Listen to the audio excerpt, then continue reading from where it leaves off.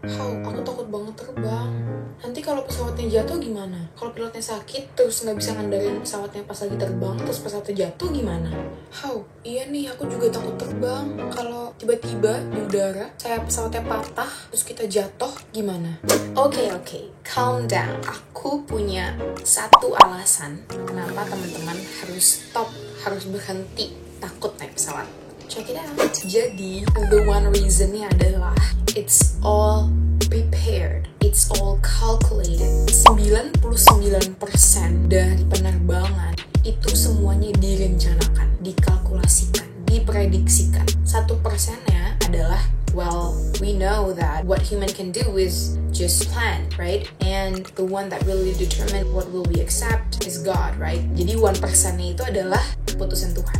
Tapi 99%-nya sudah direncanakan, sudah diprediksi, sudah dikalkulasikan. Apa aja yang disiapin? Nah, pilot biasanya menggunakan checklist namanya PAVE checklist. PAVE checklist ini merupakan sebuah tool atau sebuah alat yang digunakan oleh seorang pilot untuk memastikan bahwa risiko-risiko yang ada dalam penerbangan itu berkurang secara optimal sehingga penerbangan bisa dilakukan dengan aman. Well, we all know that risk is always there, right? What we can do is to prevent that risk from happening. Bagaimana caranya untuk bisa mengurangi possibility dari risiko itu terjadi. Therefore, pilots use this checklist to mitigate the risk in order to create a safe flight. Nah, PAVE checklist ini ada apa aja sih aspeknya? As the name suggests, PAVE, P, pilot, A, aircraft, V, environment, E, external pressure. And now we're going to discuss it one by one. The first one, pilot. Jadi,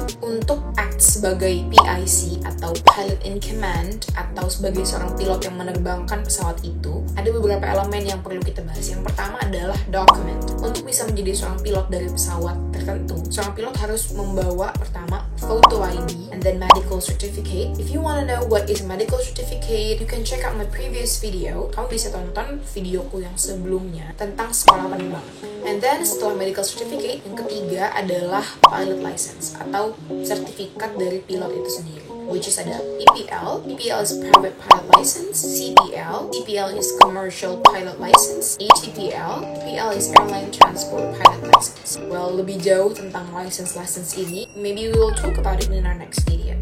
Nah, dokumen-dokumen ini perlu pilot bawa sebagai bukti bahwa mereka eligible atau berhak atau layak untuk menerbangkan pesawat itu. Nah, setelah aspek dokumen, yang kedua adalah currency dan proficiency. Apa artinya current? Current artinya you have meet the requirements from FAA to make the flight. So, currency itu bicara tentang legal. Kamu boleh menerbangkan pesawat itu karena kamu sudah memenuhi requirement dari FAA in a specific time period. Seorang pilot jika ingin menerbangkan pesawat sebagai PIC atau pilot in command harus setidaknya dalam 90 hari terakhir sebelum penerbangan itu terlaksana, seorang pilot harus sudah melakukan 3 takeoffs and 3 landings. This is the requirements for daytime. But during nighttime itu adalah 3 takeoffs and landing within 90 days to a full stop.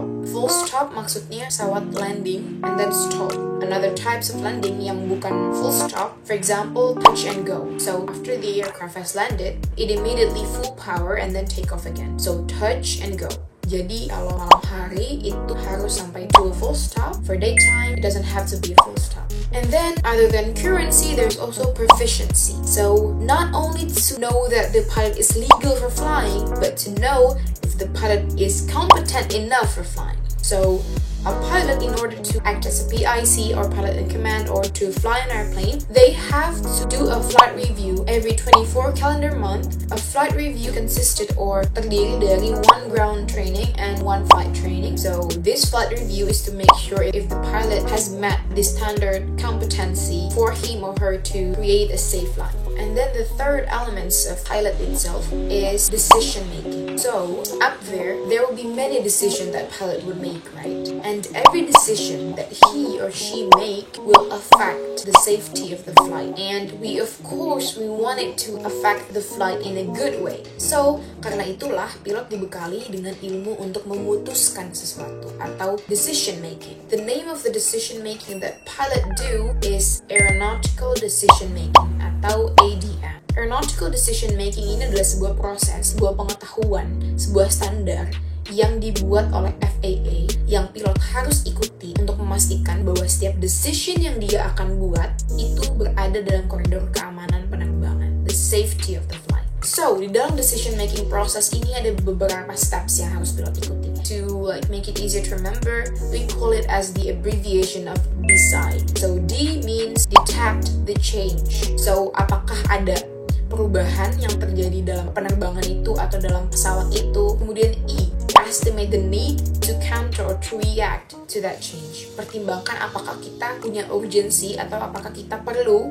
untuk bereaksi terhadap perubahan itu. And then C, choose the desirable outcome. Pilih outcome mana atau hasil mana yang ingin kita capai. And then I, identify the action to successfully control the change. Identifikasi cara mana yang bisa mengontrol perubahan itu agar bisa mencapai the desirable outcome atau hasil yang kita inginkan. And then do something untuk memperbaiki atau untuk melawan perubahan itu. The last process is called evaluate atau evaluasi apa yang terjadi setelah kita melakukan counteract terhadap change itu. Apakah perubahannya kemudian semakin membaik atau memburuk atau stagnan atau bagaimana? Evaluate. Setelah evaluate, the process does not stop. It keeps on cycling. So after a pilot evaluate, they don't stop. Back again with the first step, which is detect the change. So after they evaluate, mereka akan mendeteksi kembali apakah ada change lagi, apakah tindakan mereka untuk memperbaiki change yang sebelumnya memunculkan perubahan baru. And then when it comes to the fourth step, which is identify action to successfully control the change, we don't need it anymore because the cycle has stopped, because we have reached the outcome that we want. So yeah, that is the decision-making process in a nutshell. Kurang lebih seperti itu decision-making process bagi seorang pilot. And then, tadi di awal, kalau kamu ingat, ada pertanyaan, gimana kalau pilotnya sakit terus nggak bisa nerbangin pesawat, lalu pesawat itu? Nah, jawabannya adalah, sebelum penerbangan itu berlangsung, pilot juga tidak hanya mengecek dokumen, tidak hanya mengecek proficiency dan currency, atau juga melakukan aeronautical decision-making, tapi pilot juga memastikan bahwa dirinya safe. Jadi, kesiapan pilot untuk terbang tidak hanya diukur dari medical certificate atau pilot license itu, tapi juga on the spot. Ketika pilot ingin melakukan sebuah penerbangan, satu-satunya orang yang paling tahu bagaimana kondisinya adalah dirinya sendiri kan. Jadi mereka juga punya indikator with abbreviation, again abbreviation, we use abbreviation a lot in aviation, which is I'm safe. Illness, medication, stress, alcohol, fatigue, and emotion, or EAT. So illness, maka pilotnya merasa fit enough to fly. And then medication, apakah ada medication yang diminum atau yang dilakukan oleh pilot tersebut yang dapat mempengaruhi flying capability atau kemampuan terbangnya. And then stress, apakah pilot itu merasakan stres sebelum penerbangan itu berlangsung? Apakah stres itu mampu dihandle? If not, then the pilot should reconsider flying. And then alcohol. So there's a specific rule about alcohol, which is 8 hours from bottle to throttle. And then, when checked, harus maksimum 0.04% of alcohol percentage on your blood.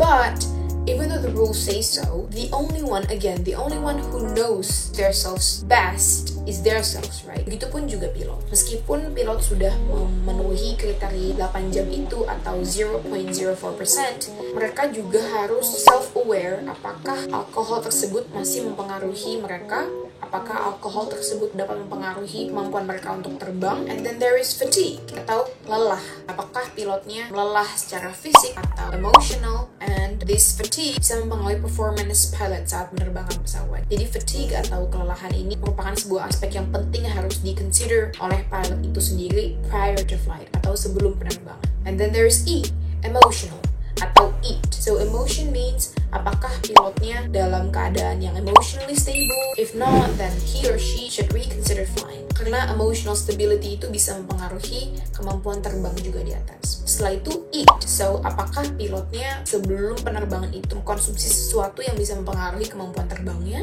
So therefore, the pilot should ask themselves, apakah aspek-aspek ini mempengaruhi kemampuan terbangnya? Well, if yes in a bad way, then they should reconsider flying. So yeah, there are the elements of pilot itself.